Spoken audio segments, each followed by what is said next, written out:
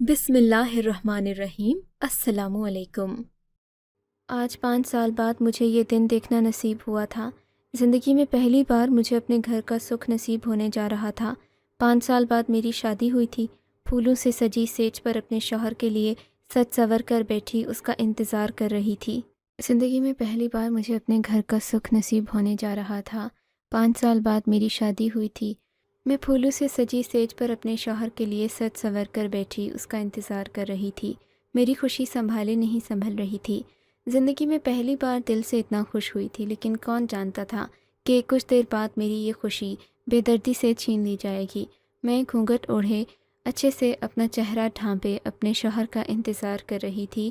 تھوڑی دیر گزری تھی کہ دروازے پر آہٹ ہوئی اور پھر کوئی دھیرے دھیرے چلتا ہوا بیڈ کی طرف آنے لگا۔ مجھے لگا میرا شوہر ہے، اس لیے اپنا گھونگھٹ اور نیچے گرا لیا۔ نظریں جھکائے اپنے ہاتھوں کو دیکھنے لگی۔ جب وہ آ کر میرے سامنے بیٹھ گیا اور میرا ہاتھ پکڑ لیا، مجھے لگا میرا شوہر ہے، اس لیے میں نے کوئی رد عمل ظاہر نہیں کیا اور خاموشی سے بیٹھی رہی۔ اتنے میں دھڑام سے دروازہ کھول کر کوئی اندر داخل ہوا۔ آواز اتنی زوردار تھی کہ میں نے جھٹ سے اپنا گھونگھٹ ہٹا کر سامنے دیکھا تو میری آنکھیں پھٹی کی پھٹی رہ گئیں۔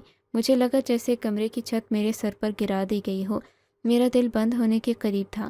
آنکھیں سامنے والے منظر پر یقین کرنے سے انکاری تھیں۔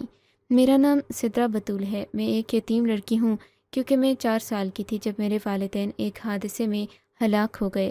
میرے باپ کے خاندان والوں نے مجھے رکھنے سے انکار کر دیا۔ مجبوراً میری خالہ مجھے اپنے ساتھ لے آئیں۔ میں خالہ کے گھر میں غیروں کی طرح اپنے خالوں کے تانوں کو سہتے پلی بڑھی۔ مجھے مسلسل تانے دیے جاتے کہ میں منحوس ہوں، جو بچپن میں اپنے ماں باپ کو کھا گئی اور اب کوئی اسے بہانے بھی نہیں آ رہا۔ میں نے جب سے جوانی کی دہلیز پر قدم رکھا تھا، میری زندگی پہلے سے بھی زیادہ مشکل ہو گئی تھی۔ خالہ انتقال کر چکی تھیں۔ میری کزنوں نے اور خالو نے میری زندگی عذاب بنا کر رکھ دی تھی۔ وہ بس کسی نہ کسی طرح مجھے اپنے گھر سے نکالنا چاہتے تھے۔ چونکہ میرے خالو ایک عام سے مزدور تھے، ان کی 4 بیٹیاں تھیں جبکہ بیٹا ایک بھی نہیں تھا۔ اسی وجہ سے اس گھر میں غربت ہونے کی وجہ سے کوئی رشتہ نہیں آتا تھا۔ اس طرح کئی لوگ آئے، گھر کے حالات دیکھ کر انکار کر کے چلے گئے، جبکہ اس کا ذمہ بھی میرے سر ہی تھوپا جاتا تھا۔ ایک دن اچانک خالو گھر آئے، میرے سر پر ہاتھ رکھ کر مصنوعی محبت جتاتے ہوئے بولنے لگے کہ لڑکی آج تیار رہنا، کیونکہ تمہیں کچھ لوگ دیکھنے آنے والے ہیں۔ میرے لیے یہ بات کسی انہونی سے کم نہیں تھی، کیونکہ پہلے تو کبھی خالو نے جھوٹ موٹ میں بھی محبت نہیں جتائی۔ دوسرا، جب بھی رشتہ آتا تو وہ سب سے پہلے اپنی بیٹیوں کے لیے سوچتے۔ مجھے تو گھر کی نوکرانی بنا کر رکھا گیا تھا، لیکن آج جب خالو کا ایسا رویہ دیکھا تو میں دنگ رہ گئی۔ ان کے اس انداز نے مجھے چونکنے پر مجبور کر دیا، لیکن میں خاموش رہی، کیونکہ میں تو تھی ہی بے سہارا۔ اس لیے میں نے خاموشی سے خود کو ان کی مرضی کے مطابق ہاں میں ہاں ملانے پر مجبور کر دیا۔ اسی شام ایک ادھیڑ عمر کی عورت اپنے چھوٹے بیٹے کے ہمراہ رشتہ کروانے والی ماسی بشیرہ کے ساتھ ہمارے گھر آئی۔ مجھے سادہ سا سوٹ پہنا کر کسی شو پیس کی طرح ان کے سامنے پیش کر دیا گیا۔ اس ادھیڑ عمر خاتون نے اپنی آنکھوں میں ناگواری سجائے، ہمارے گھر کا اچھے سے جائزہ لیا، پھر عجیب نظروں سے مجھے دیکھنے لگی۔ مجھے اس عورت کی حرکتیں مشکوک لگ رہی تھیں۔ یہاں بھی میں نے خاموشی اختیار کیے رکھی۔ مہمانوں کے جانے کے تھوڑی دیر بعد ماسی بشیرہ کا فون آیا۔ اس نے خالو کو رشتہ پکا ہونے کی نوید سنائی۔ اس خبر کو سنتے ہی خالو کی آنکھوں میں الگ ہی چمک دکھائی دینے لگی، جبکہ خالو کے یہ انداز مجھے کھٹکنے پر بار بار مجبور کر رہے تھے۔ میں سمجھنے سے قاصر تھی کہ آج اچانک میں کیسے اس شخص کے لیے اہمیت رکھنے لگی جس نے مجھے کبھی نوکرانی سے زیادہ نہیں سمجھا۔ میں انہی سوچوں میں گم تھی کہ میری چھوٹی کزن نازیہ نے آ کر بتایا کہ اسی ہفتے کے جمعے والے دن میرا نکاح طے پایا ہے، یعنی میرے نکاح میں صرف 4 دن باقی رہ گئے تھے۔ میں حیران تھی کہ آخر اتنی جلدی خالو نے میری شادی کیسے طے کر دی۔ آخر خالو کے دماغ میں چل کیا رہا ہے کہ وہ یوں اتنی جلدی اپنی بیٹیوں سے پہلے ہی مجھے بہانے پر تلے ہیں، مگر میں صرف ایک کٹ پتلی کی طرح ہاں میں سر ہلا کر رہ گئی۔ یوں ہی نکاح کا دن بھی آن پہنچا، چونکہ میرے خالو نے جہیز دینے سے انکار کر دیا تھا، سادگی سے نکاح کرنے کا کہا تھا، اس لیے چند باراتیوں اور کچھ محلے والوں کی موجودگی میں نکاح کر کے مجھے میرے شوہر کے ساتھ رخصت کر دیا گیا۔ رخصتی سے پہلے میرے خالو نے صاف لفظوں میں کہہ دیا کہ وہ مجھ سے مکمل طور پر قطع تعلق ہی کر رہے ہیں، ساتھ ہی ساتھ یہ بھی کہہ دیا کہ میں مڑ کے دوبارہ اس گھر میں نہ آؤں۔ آسان لفظوں میں کہا جائے تو اس گھر کے دروازے ہمیشہ کے لیے مجھ پر بند کر دیے گئے تھے۔ اپنے خالو کی اس بات پر میں تھی تو بہت غمزدہ، لیکن دل میں کچھ حد تک پرسکون بھی تھی کہ میں اپنے شوہر کے گھر پر جا کر ضرور اپنے آپ اس گھر کی چوکھٹ پر آنے کی ضرورت پیش ہی نہیں آئے گی، لیکن مجھے کیا پتہ تھا یہ میری خام خیالی ثابت ہوگی۔ کچھ رسومات کے بعد مجھے میرے شوہر کے کمرے میں بھیج دیا گیا۔ میں نے اپنے شوہر کا چہرہ دیکھا تو مجھے ان کے چہرے پر عجیب ناپسندیدگی سی جھلکتی نظر آئی، لیکن میں نے اسے اپنا وہم سمجھ کر تمام شک و شبہات کو اپنے ذہن سے چھٹک کر 2 لڑکیوں کی مدد سے اپنے شوہر کے کمرے میں چلی گئی۔ 5 سال بعد مجھے یہ دن دیکھنا نصیب ہوا تھا، اپنے گھر کا سکھ نصیب ہونے جا رہا تھا۔ 5 سال بعد میری شادی ہوئی تھی۔ میں پھولوں سے سجی سیج پر اپنے شوہر کے لیے سج سنور کر بیٹھی اس کا انتظار کر رہی تھی۔ میری خوشی سنبھالے نہیں سنبھل رہی تھی۔ زندگی میں پہلی بار میں دل سے اتنا خوش ہوئی تھی، لیکن کون جانتا تھا کچھ دیر بعد میری یہ خوشی بہت بے دردی سے مجھ سے چھین لی جائے گی۔ میں گھونگھٹ اوڑھے اچھے سے اپنا چہرہ ڈھانپے اپنے شوہر کا انتظار کر رہی تھی۔ تھوڑی دیر گزری کہ دروازے پر آہٹ ہوئی اور پھر کوئی دھیرے دھیرے چلتا ہوا بیڈ کی طرف آنے لگا۔ مجھے لگا میرا شوہر ہے، اسی لیے میں نے اپنا گھونگھٹ اور نیچے گرا لیا، نظریں جھکا کر اپنے ہاتھوں کو دیکھنے لگی۔ جب کہ وہ میرے پاس آ کر بیٹھ گیا، میرا ہاتھ پکڑ لیا۔ مجھے لگا میرا شوہر ہے، اسی لیے میں نے کوئی رد عمل ظاہر نہیں کیا اور خاموشی سے بیٹھی رہی۔ جب کہ اتنے میں دھڑام سے دروازہ کھول کر کوئی اندر داخل ہوا۔ آواز اتنی زوردار تھی کہ میں نے جھٹ سے اپنا گھونگھٹ ہٹا کر سامنے دیکھا تو میری آنکھیں پھٹی کی پھٹی رہ گئیں۔ مجھے لگا جیسے کمرے کی چھت میرے سر پر آ گری ہو۔ میرا دل بند ہونے کے قریب تھا۔ آنکھیں سامنے والے منظر پر یقین کرنے سے انکاری تھیں۔ میں نے دیکھا میرا شوہر دروازے پر کھڑا شعلہ بار نگاہوں سے مجھے گھور رہا تھا۔ میں نے فوراً سے بیڈ پر نظر دوڑائی یہ جاننے کے لیے کہ اگر دروازے پر میرا شوہر کھڑا ہے تو میرے پاس بیڈ پر کون بیٹھا ہے۔ میں نے جیسے ہی اپنے سامنے بیٹھے شخص کو دیکھا تو مجھے حیرت کا شدید جھٹکا لگا۔ میرا 14 سالہ دیور ابھی تک میرا ہاتھ تھامے بیٹھا تھا۔ میں فوراً سے پہلے اس کے ہاتھوں سے اپنا ہاتھ نکالا، دوبارہ اپنے شوہر کو دیکھا جو مجھے ایسے دیکھ رہا تھا جیسے زندہ ہی نگل جائے گا۔ اپنے شوہر کی آنکھوں میں خود کے لیے نفرت دیکھ کر میرا دل کیا زمین پھٹے اور میں اس میں سما جاؤں۔ میں فوراً بیڈ سے اٹھ کھڑی ہوئی، اپنے شوہر کی طرف بھاگی تاکہ اپنی پاکیزگی کی صفائی دے سکوں، لیکن مجھے اپنی طرف بڑھتا دیکھ کر میرے شوہر نے فوراً سختی سے مجھے ہاتھ کے اشارے سے اپنی طرف بڑھنے سے روک دیا اور پھر زور زور سے چلانے لگا۔ میری ساس اور تمام مہمان بھی بھاگتے ہوئے ہمارے کمرے کی طرف آ گئے۔ سب آرام سے کھڑے میری عزت کا جنازہ اٹھتے دیکھ رہے تھے۔ میرا شوہر اپنے منہ سے انتہائی گرے ہوئے گھٹیا ترین الفاظ نکالنے لگا، یہاں تک کہ اس نے مجھے بدکردار ہونے کا طعنہ دے مارا۔ مجھے غلیظ القابات سے پکارتے ہوئے اس نے مجھ پر ہاتھ تک اٹھا دیا، پھر دیکھتے ہی دیکھتے اس نے سب کے سامنے مجھے طلاق دے دی۔ سب لوگ مجھے حقارت بھری نظروں سے دیکھنے لگے، جبکہ مجھے تو اپنی روح ہوا میں تحلیل ہوتے محسوس ہوئی اور اتنے لوگوں کے سامنے ذلت کے احساس سے مجھ سے اپنا سر تک اٹھانا دو بھر ہو رہا تھا۔ میں رونے لگی، چیخنے لگی، شوہر کے پاؤں پڑنے لگی، کردار کی وضاحتیں دینے لگی، لیکن اب دیر ہو چکی تھی۔ میرا رخ اپنے دیور کی طرف تھا۔ میں نے اسے روتے ہوئے بددعائیں دیں جس نے میرا گھر بسنے سے پہلے ہی اجاڑ دیا تھا۔ میرا دیور آنکھوں میں ندامت، چہرے پر شرمندگی سجائے میرے آگے ہاتھ جوڑتے روتے ہوئے کہنے لگا، بھابھی مجھے معاف کر دیں، میں نے یہ سب آپ کی بھلائی کے لیے ہی کیا ہے۔ میں نے نفرت سے اس کی طرف دیکھا، بھلا میرے شوہر سے مجھے طلاق دلوا کر آخر اس نے کون سی بھلائی کر دی۔ میں نفرت سے اسے دیکھتی دوبارہ اپنے شوہر کے آگے ہاتھ جوڑے رحم کی بھیک مانگنے لگی، مگر میری منتوں، آنسوؤں اور واسطوں کو یکسر نظر انداز کر کے میرے شوہر نے مجھے گھر سے نکال دیا، میرے چہرے پر دروازہ بند کر دیا۔ میں روتی ہوئی وہیں درن پر بیٹھ گئی، چونکہ میرے خالو مجھ سے مکمل طور پر قطع تعلق ہو چکے تھے۔ اب میرا آخری سہارا یہی گھر تھا جس کا دروازہ مجھ پر بند کر دیا گیا تھا۔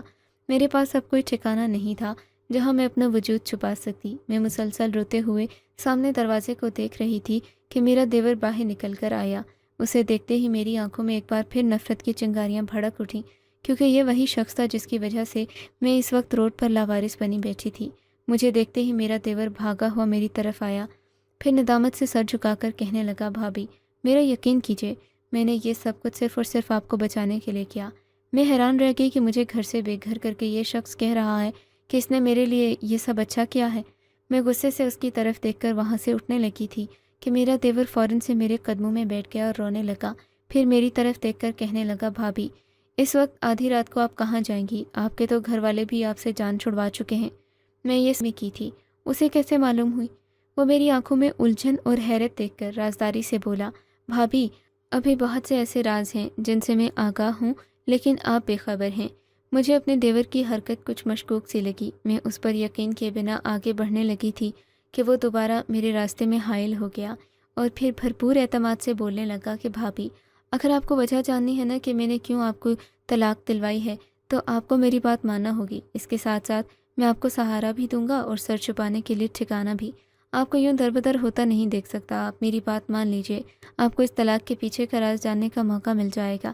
میں اپنے دیور تیمور پر یقین تو نہیں کرنا چاہتی تھی، لیکن اس کی آنکھوں میں مجھے سچائی نظر آ رہی تھی۔ کچھ تو خفیہ باتیں ایسی ضرور تھیں جن سے میں بے خبر تھی، لیکن کیا؟ بس یہ جاننے کی خاطر میں اس کی بات ماننے پر مجبور ہو گئی۔ ساتھ ہی ساتھ مجھے پناہ کی ضرورت تھی جو کہ میرا دیور مجھے دے رہا تھا، اس لیے میں نے حامی بھر لی۔ تیمور میرے لیے اپنے دوست کے گھر گیا۔ اس کے دوست کے گھر اس کی والدہ اور ایک چھوٹی بہن تھی۔ ان لوگوں کے ہاں مجھے چھوڑ کر وہ فوراً چلا گیا کیونکہ وہ ان سے میرے یہاں آنے کی بات پہلے ہی کر چکا تھا۔ تیمور کے دوست معید کی ماں اور بہن نے مجھے بہت پیار سے اپنے ساتھ لگایا، کھانا کھلایا، کہنے لگی بیٹا تم بہت اچھی اور بھولی بھالی ہو، تیمور نے تمہارے ساتھ طلاق دلوا کر بہت بڑی نیکی کی ہے۔ میں دنگ رہ گئی کہ کیا یہ کچھ دیر پہلے ہونے والے معاملے سے باخبر ہیں؟ پھر ایسا کیا راز ہے جو یہ بھی میرے طلاق کو میرے لیے بھلائی قرار دے رہے ہیں؟ میرے اندر اس بھید سے پردہ اٹھانے کا تجسس اور بڑھ گیا۔ اگلے دن میرا دیور تیمور آیا اور کہنے لگا بھابھی، اگر آپ کو حقیقت جاننی ہے تو پھر میرے کہنے پر عمل کرنا ہوگا۔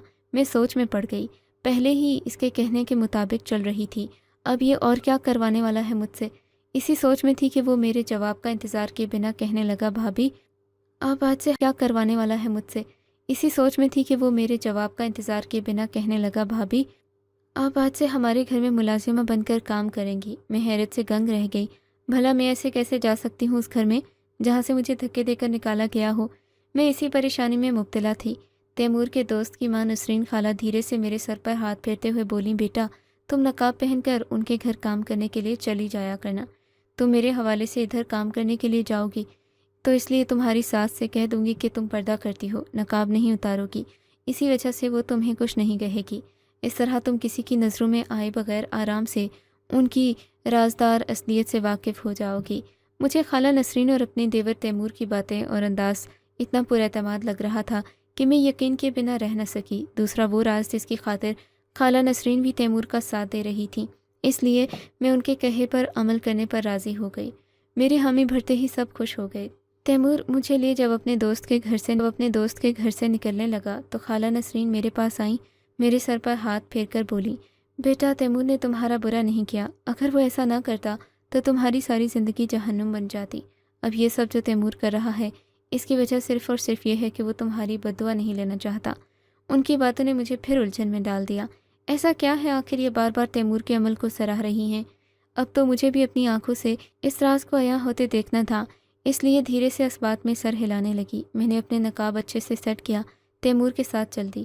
تھوڑا سا راستہ طے کر کے ہم اس گھر کے سامنے آ کھڑے ہوئے جس گھر سے کل رات مجھے بے عزت کر کے نکالا گیا تھا۔ اس گھر کو دیکھتے ہی میرے سارے زخم دوبارہ ہرے ہو گئے۔ میں نے بے ساختہ نفرت سے اپنے دیور تیمور کو دیکھا۔ بے شک میں نے اس کے کہنے پر عمل کیا، لیکن مجھے اس پر مکمل یقین تب تک نہیں آنے والا تھا جب تک میں بذات خود اس حقیقت سے واقف نہ ہو جاتی۔ تیمور نے شرمندہ سا چہرہ لیے مجھے معذرت خواہ داخل ہو گئے۔ وہ مجھے لیے اپنی ماں کے پاس آیا، سب باتیں دہرانے لگا جو کچھ دیر پہلے خالہ نسرین کر رہی تھیں۔ تیمور کی سب باتیں سننے کے بعد میری ساس رقیہ بیگم غور سے میرا جائزہ لینے لگیں۔ انہیں یوں خود کو گھورتے دیکھ کر میرا دل یہ سوچ کر کانپنے لگا اگر انہوں نے مجھے پہچان لیا تو، لیکن شکر کہ میرے نقاب نے اور بڑی چادر نے جو میں نے اپنے گرد لپیٹی تھی مجھے بچا لیا۔ پہچانے بغیر میری ساس مجھے کچن میں لے آئی اور سب کاموں سے آگاہ کرنے لگی۔ میں خاموشی سے ان کی ہدایات سننے لگی، ساتھ ہی ساتھ ہاں میں سر ہلانے لگی۔ اب وہ مجھے کچن میں چھوڑ کر جا چکی تھیں۔ ان کے جاتے ہی میں نے سکھ کا سانس لیا۔ اب میں پانی پینے کی خاطر فریج کی طرف بڑھی تھی کہ میرا سابقہ شوہر باور وہاں آن پہنچا۔ اسے دیکھتے ہی ایک دم میرا دل گھبراہٹ کا شکار ہونے لگا۔ مجھے فوراً سے ٹھنڈے پسینے آنے لگے۔ مجھے لگا اگر میں کچھ دیر اور اس بے حس شخص کے سامنے کھڑی رہی تو شاید اپنا ضبط کھو دوں اور زور زور سے رونے لگوں۔ اس لیے میں جلدی سے ایک سائڈ سے ہو کر چولہے کی طرف آ گئی، جبکہ باور نے آرام سے فریج کھولا، اندر سے پانی نکالا، پی کر وہاں سے رفو چکر ہو گیا۔ میں اس شخص کو جاتے دیکھتی رہی جس کے چہرے پر گزشتہ رات کو کیے جانے والے ظلم کے بدلے غم، پچھتاوے اور دکھ کے کوئی آثار نہیں تھے۔ اس کے چہرے پر ایک عجیب سا اطمینان تھا جبکہ باور کے اس اطمینان نے میرے چہرے کا ہر سکون چھین لیا تھا۔ مجھے اپنا آپ بے پایاں لگنے لگا تھا۔ میں احساس کمتری کا شکار ہونے لگی۔ اسی دکھ میں مبتلا تھی کہ میری ساس رقیہ بیگم دوبارہ کچن میں آئی اور مجھے یوں ہی ایک پوزیشن میں کھڑا دیکھ کر چلانے لگی اور کہنے لگی، جلدی جلدی چائے بنا کر لاؤ، تمہیں یہاں گمسم کھڑا رہنے کے لیے ملازمت پر نہیں رکھا۔ پہلے ہی دن تمہارے یہ چونچلے ہیں تو آگے جا کر کیا کرو گی؟ وہ مجھے سختی سے ڈانٹ ٹپٹ کر چلی گئی تھیں۔ اس لیے میں خود کو تمام سوچوں سے آزاد کیے جلدی جلدی اپنے ہاتھ چلانے لگی۔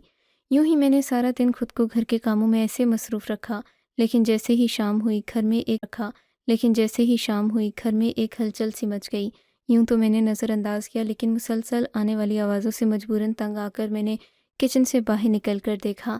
آتے ہی جو منظر دیکھنے کو ملا اس نے میرے پیروں تلے زمین کھینچ لی۔ اس منظر نے میری سوچنے سمجھنے کی صلاحیت سلب کر دی۔ میرا اپنے پاؤں پر کھڑا رہنا مشکل ہو گیا تھا۔ میں حیرت تو یہ بے یقینی سے یہ منظر دیکھتی رہی۔ مجھے یوں شدید صدمے کے زیر اثر دیکھ کر میرا دیور تیمور سب سے چھپتا چھپاتا میرے پاس آیا، میرے کانوں میں سرگوشی نما آواز میں کہنے لگا، یہ تو ابھی شروعات ہے، ابھی آپ کو بہت کچھ جاننا ہے، یہ تو کچھ بھی نہیں۔ میں اس کی باتیں سن کر مزید خوفزدہ ہو گئی، ویران نظروں سے اسے دیکھنے لگی، لیکن وہ یہ بات کہتے ہی فوراً وہاں سے چلا گیا۔ میں پیچھے بے سود کھڑی رہی۔ آہستہ آہستہ منظر چھپٹنے لگا، سب مہمان گھر سے رخصت ہونے لگے، جبکہ میری ساس وہیں صحن میں رکھی چارپائی پر گرنے کے انداز میں بیٹھ گئی۔ میں نے اسے جلدی سے پانی لا کر پلایا اور دوبارہ کچن میں چلی گئی، جیسے تیسے کر کے خود پر جبر کر خود کو اس حقیقت پر یقین کرنے کے لیے مناتے ہوئے۔ یہ رات تو گزر گئی، لیکن مجھے کیا معلوم تھا کہ آنے والا ہر دن اپنے اندر ہزاروں راز سمیٹے مجھ پر عیاں ہونے والا ہے۔ جیسے جیسے دن گزرتے گئے مجھ پر نئے نئے انکشافات کھلتے گئے۔ میں حیرت سے دنگ رہ گئی، اس قدر ظالم حقیقت تھی ان لوگوں کی کہ میں یقین کرنے سے قاصر تھی۔ اب میں خود کو اپنے دیور تیمور کا احسان مند محسوس کر رہی تھی۔ اب تیمور کی جگہ میں اس سے شرمندہ تھی کہ جس نے مجھے اس دوزخ میں جھلسنے سے بچا لیا، لیکن میں نے بغیر حقیقت جانے اس سے اتنا برا رویہ رکھا۔ مجھے تقریباً 6 ماہ ہو گئے اس گھر میں ملازم کی حیثیت سے کام کرتے ہوئے، لیکن ان 6 ماہ میں جو تلخ اور غلیظ حقیقت مجھ پر عیاں ہوئی تھی اس نے میرے 14 طبق روشن کر دیے تھے۔ لوگوں کے دہرے اور مکار چہرے اب دیکھے تھے میں اللہ کا جتنا شکر ادا کرتی کم تھا، جس نے اپنے فضل سے مجھے اس گھر کی غلاظت میں ڈوبنے سے پہلے ہی بچا لیا تھا۔ چونکہ اب میں ہر راز اور اپنے فضل سے مجھے اس گھر کی غلاظت میں ڈوبنے سے پہلے ہی بچا لیا تھا، چونکہ اب میں ہر راز اور ہر حقیقت سے واقف ہو چکی تھی، اس لیے میں مزید اس گھر میں ملازمت نہیں کرنا چاہتی تھی، اب اس گند سے دور رہنا چاہتی تھی۔ میں اپنی ساس سے ملازمت چھوڑنے کی بات کر کے کمرے کی طرف بڑھ گئی۔ کمرے میں قدم رکھنے والی تھی کہ کمرے سے آنے والی آوازوں نے میرے قدم زنجیر کر دیے۔ باور اور رقیہ بیگم کی باتیں سن کر مجھے ایسا لگا جیسے کسی نے میرے کانوں میں پگھلا ہوا سیسا ڈال دیا ہو۔ مجھ پر حیرتوں کے پہاڑ ٹوٹ پڑے۔ سوچنے لگی کہ کیا لوگ اس قدر بے ضمیر، بے حس اور بے غیرت ہوتے ہیں؟ جب مجھ سے مزید نہ سنا گیا تو میں کچن میں چلی گئی۔ ابھی میں کچن میں آئی ہی تھی کہ میری سابقہ ساس رقیہ بیگم نے تقریباً چلاتے ہوئے مجھے آواز لگائی۔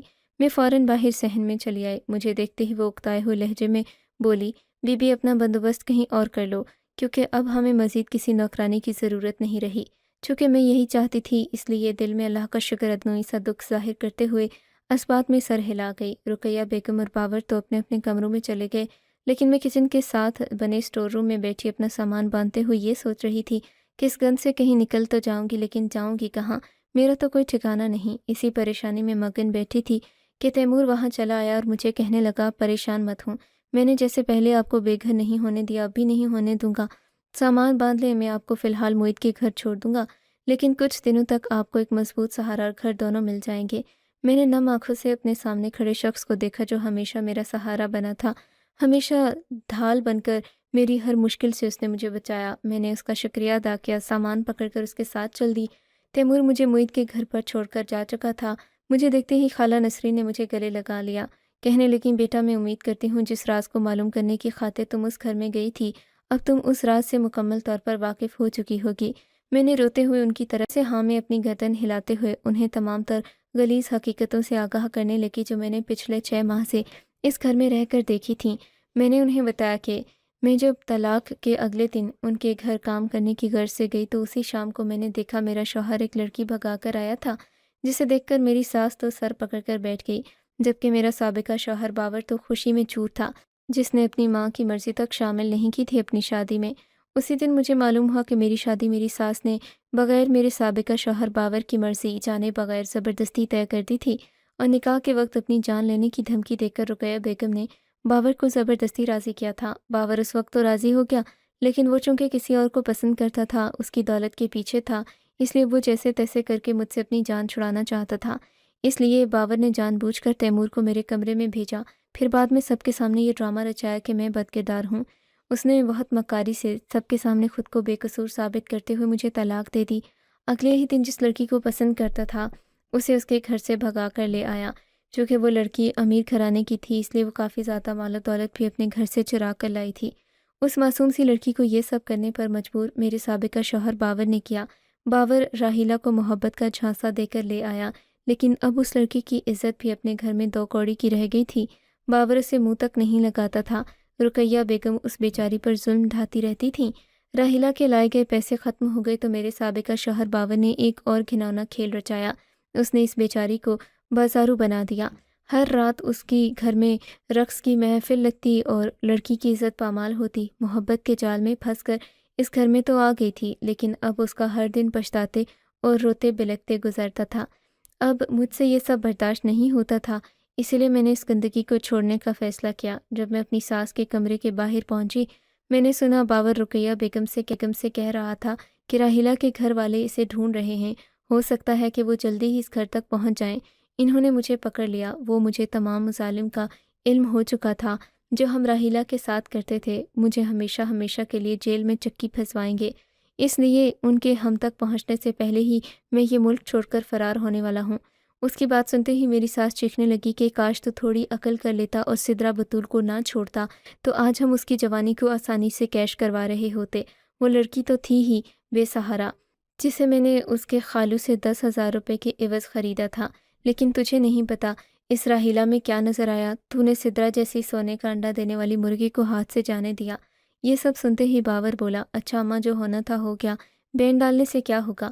اب تو بس اس نوکرانی کو گھر سے نکالو اور راحیلہ کو یہاں چھوڑ کر اپنی کراچی میں مقیم خالہ زاد بہن سلمہ کے پاس چلی جاؤ۔ میں بھی کل صبح ہوتے ہی دبئی کے لیے نکل جاؤں گا۔ جیسے ہی حالات بہتر ہوں گے میں آپ کو یہاں آ کر اپنے ساتھ دبئی لے جاؤں گا۔ اس کی بات میں سر ہلاتے ہوئے رقیہ بیگم بولی کہ تیمور کا کیا کرنا ہے؟ ماں کا سوال سنتے ہی باور مکاری سے ہنسا اور بولا، اس کو تو معلوم ہی نہیں ہوگا کہ وہ نہ تو آپ کا سگا بیٹا ہے نہ ہی میرا بھائی۔ کس طرح اسے اپنے مفاد کی خاطر استعمال کر کے ہسپتال سے چرا کر آپ لائی تھیں۔ باور کی بات سنتے ہی رقیہ بیگم بھی مکاری سے ہنسنے لگیں۔ یہ سنتے ہی وہاں سے نکل کر کچن میں چلی گئی تھی میں، اور پھر اس عورت نے اپنے بیٹے کے کہنے پر مجھے نوکری سے نکال دیا۔ میں تمام تر حقیقت خالہ نسرین کو بتا کر روتے ہوئے کہنے لگی، خالہ، میرے اللہ کا مجھ پر بہت بڑا احسان ہے جس نے مجھے گندگی سے بچا لیا۔ میں تیمور کی احسان مند ہوں جس نے میری حفاظت کی، مگر خالہ راحیلہ کی مجھے بہت ٹینشن ہے۔ وہ لڑکی بہت معصوم ہے، آپ ہی اسے بچا سکتی ہیں۔ میری بات سن کر خالہ نسرین دھیرے سے مسکرانے لگی، بولی کہ بیٹا، تجھے یہاں چھوڑتے ہی تیمور نے اس کے گھر والوں کو فون کر کے بلا لیا تھا۔ انہیں تمام حقیقت سے آگاہ کر کے اس نے راحیل کو بحفاظت اس کے خاندان والوں کے حوالے کر دیا ہے۔ ابھی وہ بول رہی تھیں کہ تیمور وہاں آ گیا۔ خالہ سے سلام کرنے کے بعد انہیں بتانے لگا کہ اس نے باور اور رقیہ بیگم دونوں کو پولیس کے حوالے بھی کر دیا تھا۔